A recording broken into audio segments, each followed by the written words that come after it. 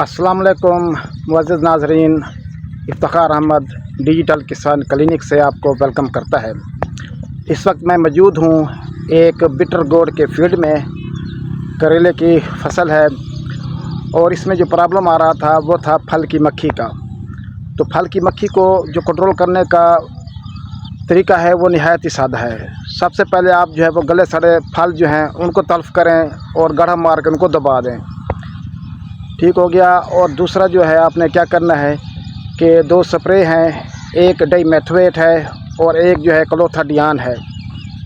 तो जब हमला शदीद हो तो हर 4 दिन के वक्फे से आपने 40 ml पर 20 लीटर वाली टैंकी में डाइमेथोएट डालकर आपने जो है वो स्प्रे करना है। और इसी तरह फिर दूसरा स्प्रे जो है वो रिपीट करना है क्लोथाडियान का। वो आपने तकरीबन जो है 30 ml पर 20 लीटर वाली टैंकी में डाल के ये स्प्रे करें तो इंशाल्लाह बहुत अच्छे जो है वो रिज़ल्ट आपको मिलेंगे।